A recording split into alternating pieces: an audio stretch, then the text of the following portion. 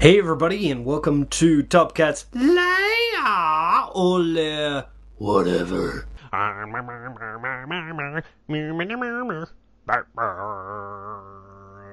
Top Cat. Get to the chopper! I'm gonna review Predators. I just saw it. It was a little disappointing. I'll get into why. Basically, it's a remake of the first movie. It has certain key sequences ripped straight from the first movie. And some people might go, oh, that's a homage or something like that. But it feels like a rip-off. Because a lot of people go, oh, I can't believe that happened. And I'm like, you obviously haven't seen the first movie. Because it happened in that one.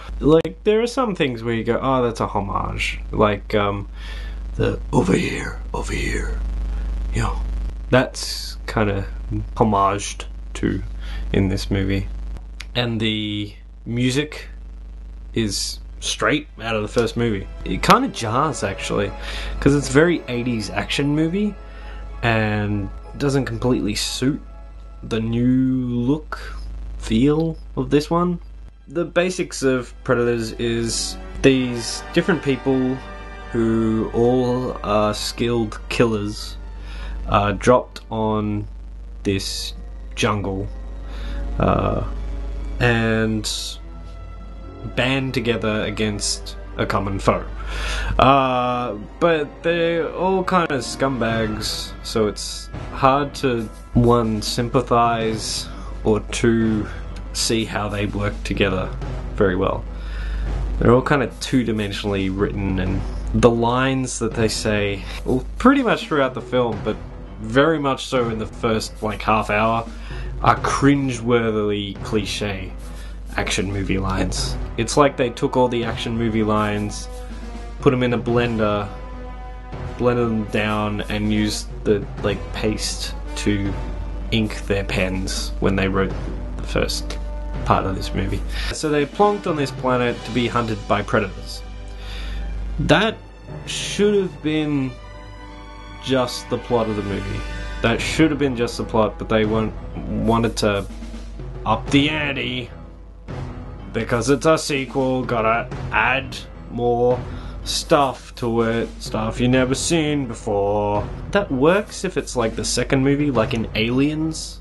From Alien to Aliens, they add the Queen Alien, and that's a huge thing to add to a series, but it was getting established at that point. It's only the second movie. Predators is like the fifth Predator movie, basically, if you count Alien vs Predator 1 and 2. And they've had comic books and whole heap of stuff and games. They've established what the Predators are, and now they've added a new thing to it, which they didn't need to add, because it just makes things convoluted, confusing. It didn't actually help the movie. If anything, it hindered it as a Predators series. See, what also is going on? Ooh. Basically, there's a civil war going on between the Predators. Now, Predators are a very proud race, so whoever is the best hunter of a very formidable foe is respected a lot, especially if they're outgunned and outmatched. Otherwise, it's no challenge. That's why they don't kill people without guns. They don't kill pregnant women, because there's no challenge and it's killing innocents, and so they're fairly deep. They're not like the aliens, which are all their thoughts are on killing and procreating, and there is no mercy. And the Predators, it's all about respect. They've added this new predator, which is bigger than the other predator, the traditional predators that we've grown to know and love. It's kind of like in Jurassic Park 3, when there's a sequence where the new big dinosaur takes down the T-Rex, and you go, and that's meant to tell you, oh, this new foe, he's even more. You thought the T-Rex was bad in the previous movies? Well, this one can take down a T-Rex. Hoobity-joobita. He must be badder. because he's bigger and badder and can defeat the previous ones. I don't care. I don't care.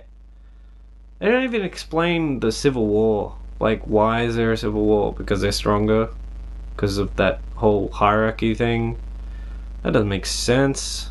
It was good when it was simpler. It was like, just have the regular Predators. They're enough of a foe. They've been established as a very good foe. You know, you try to mess with the series too much, and like, it's already established. Adding a Queen Alien when there's only been one movie, that's fine. It explains things as well. Like, it explained where the eggs came from in Aliens. But this new Predator doesn't add it, like, adds something, but it doesn't add anything interesting. It's just, and they look stupider. They look just, they got a CG head as well. I don't know why they gave him a CG head. Could have done it animatronically, like the regular Predators, but no.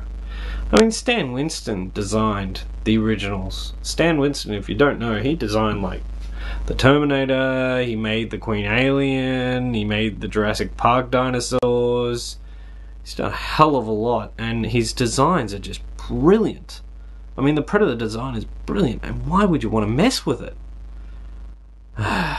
It's just pissed me off a little bit. The characters are kind of boring. Adrian Brody has this Batman voice. We gotta move ahead. What? We gotta move ahead. Sorry, I didn't catch. We're moving ahead. Follow me.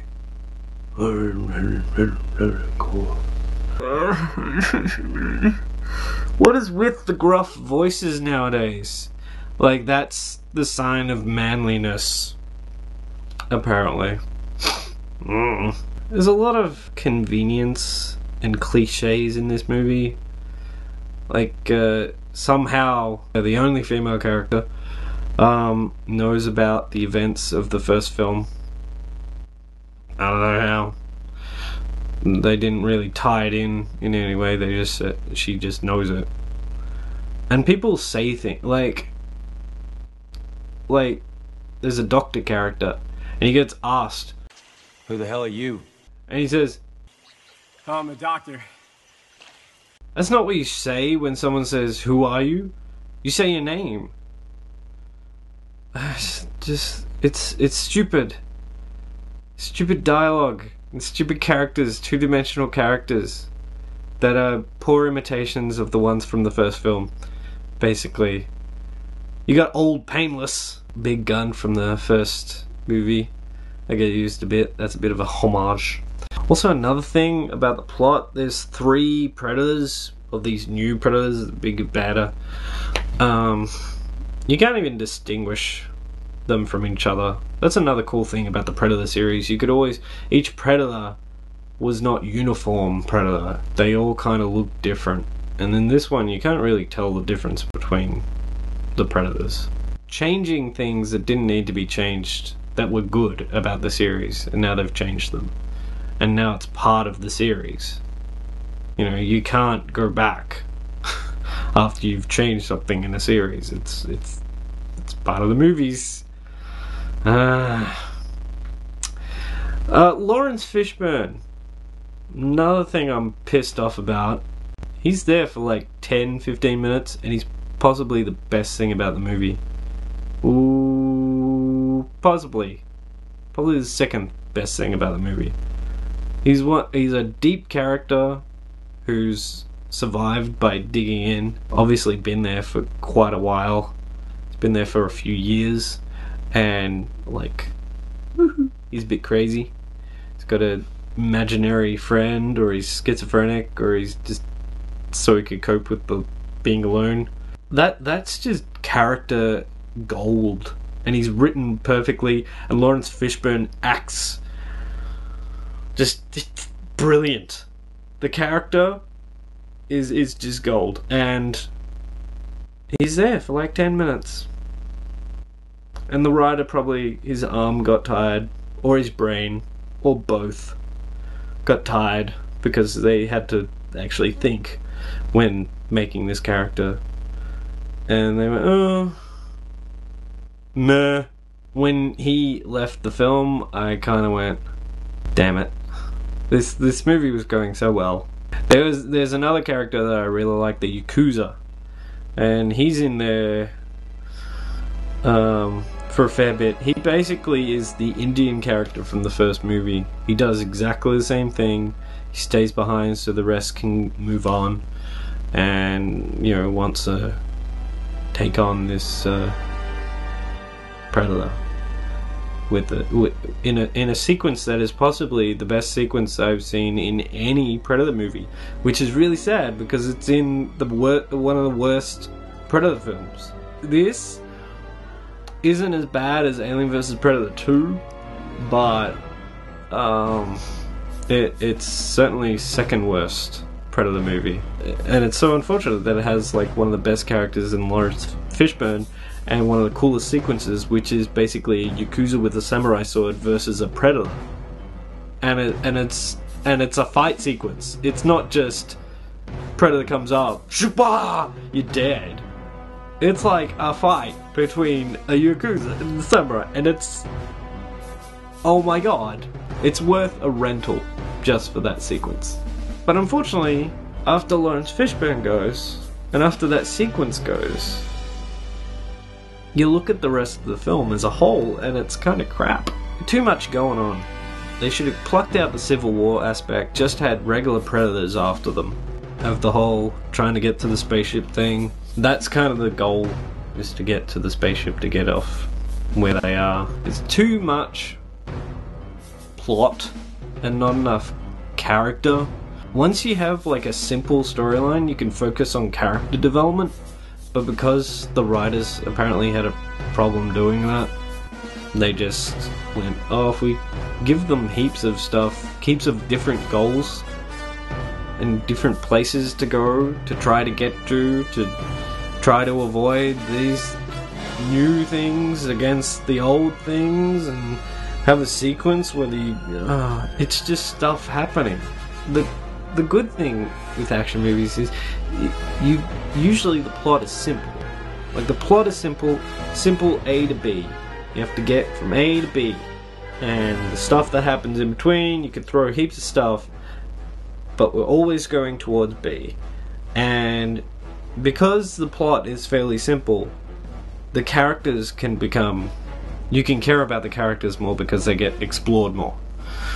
Unfortunately, they kind of, you could tell who was going to die in this movie and who was going to survive. You could tell who was going to turn on who. You could tell who was going to have a character arc and go from a bad person to a good person. Had too much going on and not enough.